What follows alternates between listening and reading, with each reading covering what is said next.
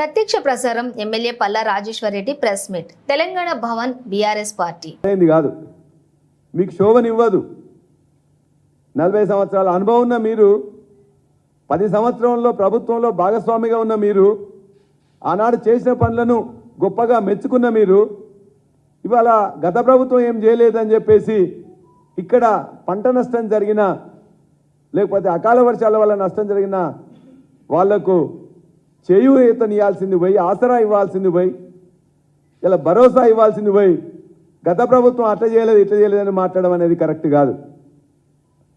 గత ప్రభుత్వం గత 6 నెలల కింద కూడా ఇటువంటి అకాల వర్షాలు తుఫాను బీభత్సం జరిగినట్లయితే అది దక్షిణ తెలంగాణ కానీ ఉత్తర తెలంగాణ కానీ ఇక్కడున్న ఆనాటి వ్యవసాయ శాఖ మంత్రి నిరంజన్ రెడ్డి గారు, రంగారెడ్డి జిల్లా మంత్రి గారు సబితా ఇంద్రారెడ్డి గారు, నేను కూడా వెంటనే చేవెళ్ళ ప్రాంతం కానీ పరిగి ప్రాంతం కానీ వెళ్ళి ఆ రాత్రి వడగండ్ల వాన పడితే పొద్దున్నే మేము అందరం కూడా చేరుకొని వాళ్ళందరికీ భరోసా ఇచ్చినాం.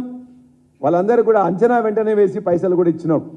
151 కోట్లు రిలీజ్ చేసి వాళ్ళందరికీ వెంటనే డబ్బులు ఇవ్వడం జరిగింది.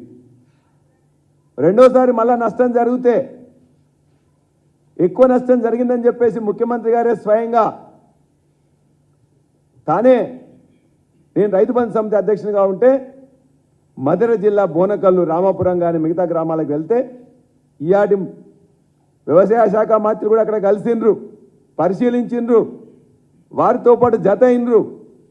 అక్కడి నుంచి వెళ్ళి ఒక మధుర నియోజకవర్గమే కాదు ఖమ్మం జిల్లాలో ఉన్న మిగతా ప్రాంతాలు కానీ అదేవిధంగా మహబూబాబాద్ జిల్లాలోని తొర్రూరు ప్రాంతం కానీ వరంగల్ జిల్లాలోని నర్సంపేట ప్రాంతం కానీ కరీంనగర్ జిల్లాలోని చొప్పదండి ప్రాంతం కానీ ఇవన్నీ కూడా ఆనాటి ముఖ్యమంత్రి కేసీఆర్ గారితో ఈనాటి వ్యవసాయ శాఖ మంత్రి తుమ్మల నాగేశ్వరరావు గారు పరిశీలించి ఆ తర్వాత ఇక్కడికి వచ్చి దాని మీద మాట్లాడి ఒక నిర్ణయం తీసుకోవడం జరిగింది. ఎన్డీఆర్ఎఫ్ ప్రకారం ఇవాళ పంట నష్టం జరిగినట్లయితే మొక్కజొన్నకు 3,333 మాత్రమే ఉన్నది ఎకరానికి, వరికి 5,600 రూపాయలు మాత్రమే ఉన్నది. మిగతా పంటలకు పండ్ల తోటలకు కానీ 6,500 7,000 రూపాయలు మాత్రమే ఉన్నది. ఇవన్నీ అరకొరగా ఉన్నాయి. దీని అన్నింటినీ కూడా ఎక్కువ చేయాలని చెప్పేసి వారి సమక్షంలోనే తుమ్మల నాగేశ్వరరావు గారి సమక్షంలోనే నెక్స్ట్ డే దాన్ని 10,000కు పెంచి నిర్ణయం తీసుకొని ఎన్డీఆర్ఎఫ్ ఎస్డీఆర్ఎఫ్లో లేకుంటే కూడా 10,000 రూపాయలు పెంచి ఆనాడు రైతుల్ని కాపాడింది కేసీఆర్ గారు. ఆనాడు జీవో నెంబర్ 14 ద్వారా 151 కోట్లు రిలీజ్ చేసి 10,000 రూపాయలు ఇవ్వాలని చెప్పేసి మొట్టమొదటి జీవో ఇచ్చిండ్రు నాటి ముఖ్యమంత్రి కేసీఆర్ గారు. ఇంకో మాట మాట్లాడిండ్రు వ్యవసాయ శాఖ మంత్రి గారు, అసలు అంచనానే వేయలేదు గత ప్రభుత్వం తీరు అట్లా ఉందని.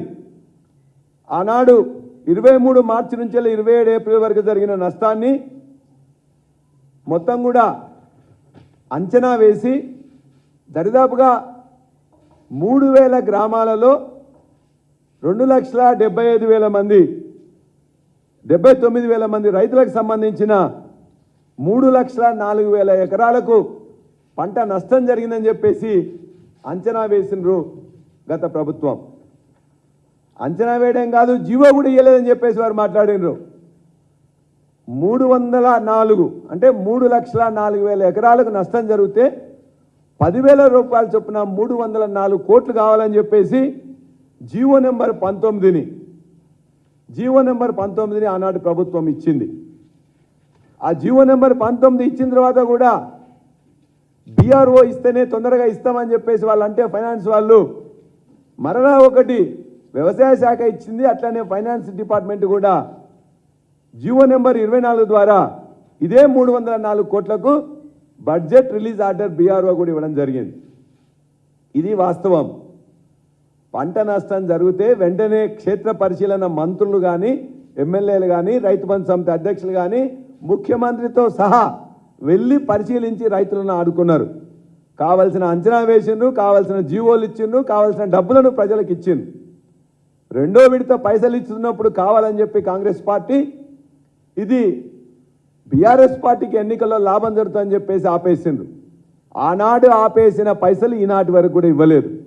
దాన్ని వెంటనే రిలీజ్ చేసి మీ చిత్తశుద్ధిని నిరూపించుకోమని చెప్పేసి మేము కోరుతున్నాం వ్యవసాయ శాఖ మంత్రి గారిని, ముఖ్యమంత్రి గారిని. మీరు పోకుండా, పరిశీలించకుండా, రైతులను ఓదార్చకుండా ఇవాళ మీరు ఏదో రైతులకు మేము ఎక్కువ చేస్తున్నాం అని చెప్పేసి మాట్లాడడం సరైనది కాదు. దయచేసి 2 లక్షల ఎకరాల్లో ఇవాళ నష్టం జరిగింది. నష్టం జరిగిన పంటకు అంచనా వేయండి, వెంటనే బీఆర్ఓ రిలీజ్ చేయండి, వాళ్ళందరూ కూడా ఒక భరోసాగా ఉండండి. మీరు చేయాల్సింది పెద్దగా ఏం లేదు. 2602 రైతు వేదికలు మేమే నిర్మించినాం.